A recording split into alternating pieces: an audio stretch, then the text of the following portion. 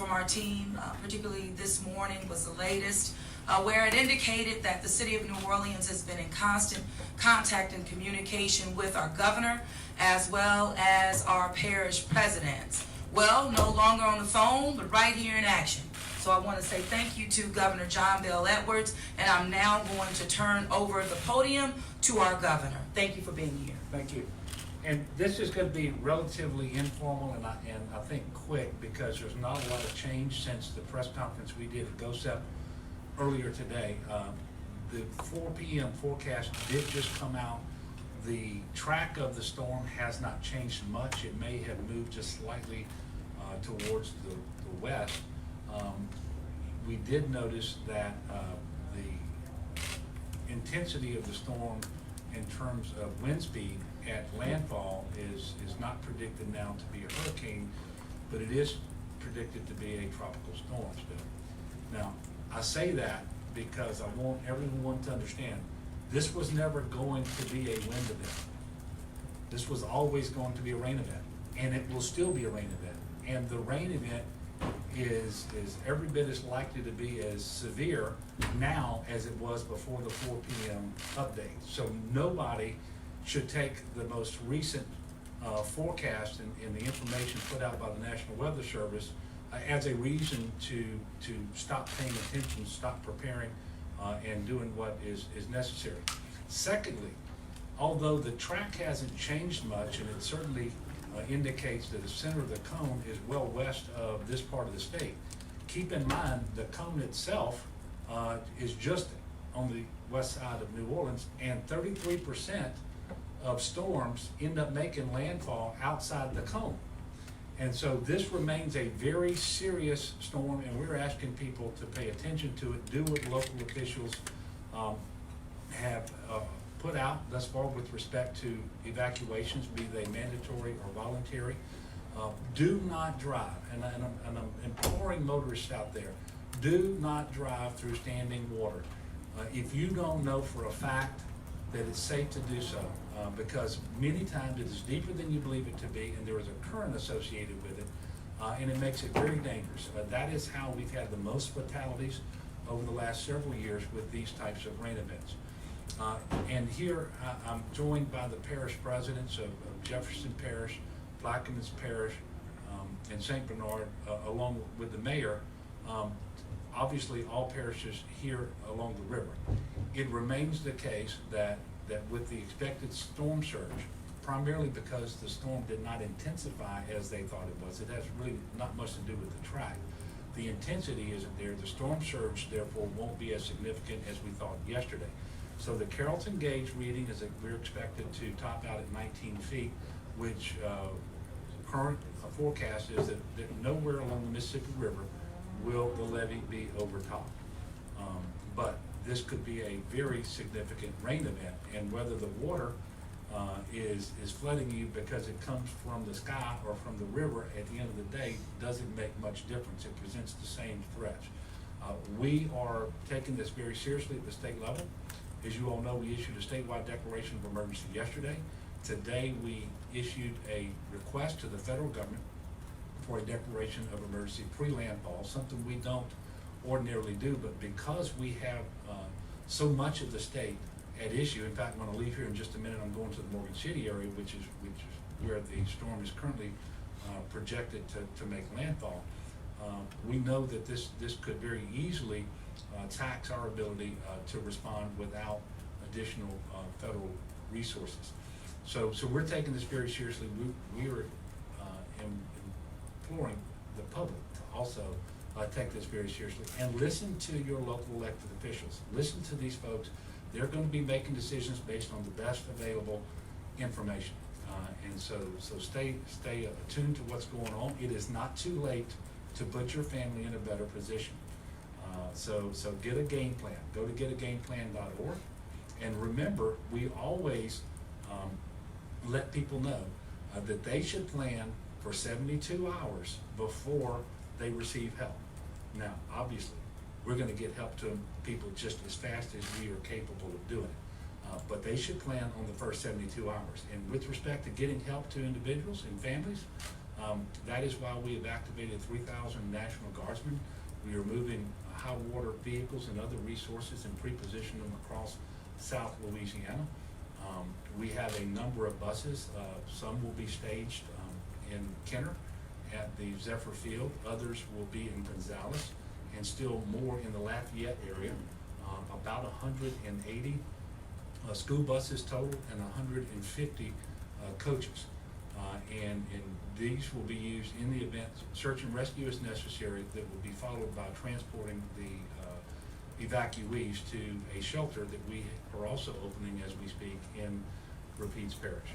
So this is obviously a serious storm, and the way the National Weather Service is describing it is life-threatening flood, is the potential, and that ought to get everybody's attention.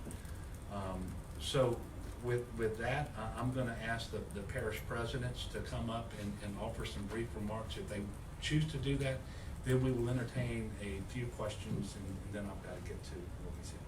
Thank you. President McGinnis. First of all, thank you, Mayor, for hosting us today, and Governor, thank you for your leadership. Because of the cooperation at the state level and the regional level, the citizens of St. Bernard Parish are safer, I can guarantee you that. So thank you guys for your leadership. I only want to mention two things the Governor already mentioned. Nowhere along the Mississippi River is it predicted that they will have overtopping of the level of water. It's a very important prediction by the Corps, by the National Weather Service. And the second thing that I want to mention is that we need to take this seriously. Our families need to make sure that they take all of this information in and make sure that your family is safe with your plan. So thank everyone here today, and God bless everyone. Thank you, Mr. President. Thank you, ladies and gentlemen. Thank you, Mayor, for having us. The Governor, thank you for having us too.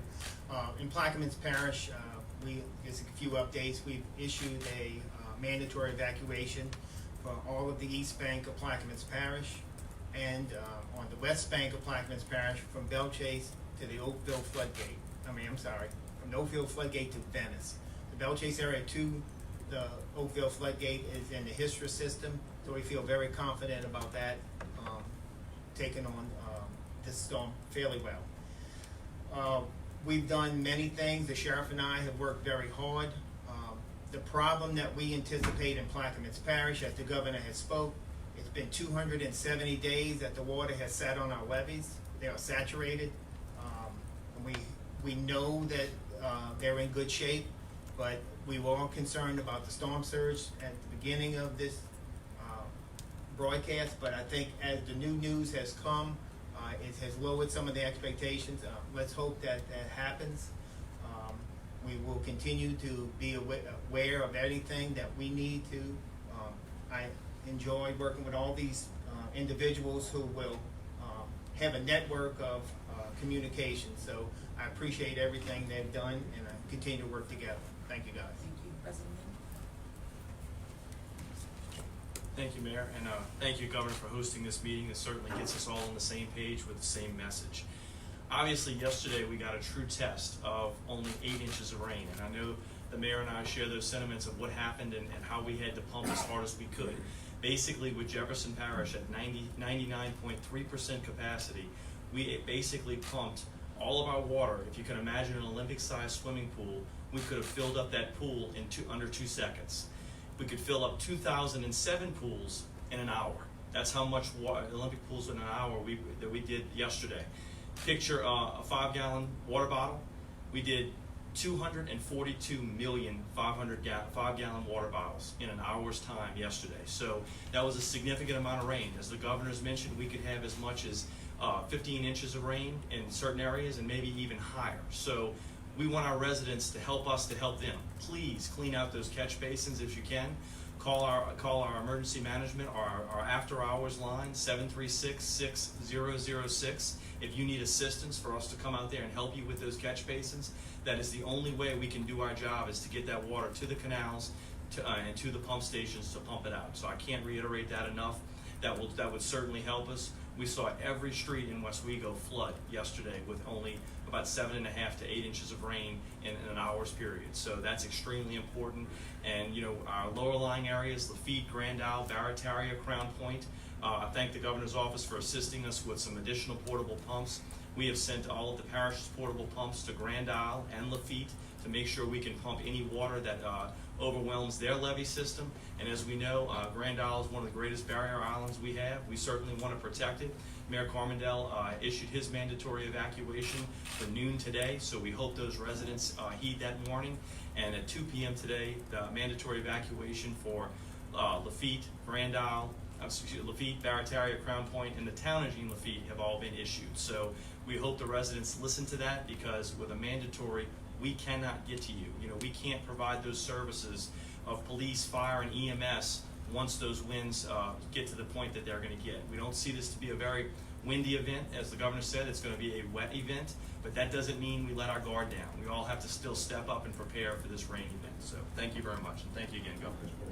Thank you so much. And as you can see from how we are standing here before you, this is a coordinated effort, and the city of New Orleans is in no way in this by themselves or by ourselves. We know that this is going to be a rain event, and just to heed our messages from earlier this morning, and as we continue to express the need to have a plan. We saw the levels from the rain on yesterday.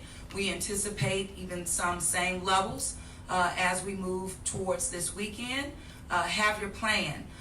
You can also access 311, as we've mentioned, in terms of special needs on getting on that registry. We have about 3,500 residents on the registry now, but we are prepared to continue to communicate and also ensure that people, that we can meet their needs as it relates to responding to them should we need to in the aftermath of Barry. We also have with us Councilman Jay Banks. Just thank you for being here. We will always be in communication with the New Orleans City Council. As I mentioned earlier, I consider them a part of our briefings. 10 a.m. every morning. We will also have another press conference tomorrow morning at 11 a.m. And at this point, I will say this concludes our impromptu press conference with Governor John Bell Edwards and our parish presidents at this time. Thank you all. Thank you so much.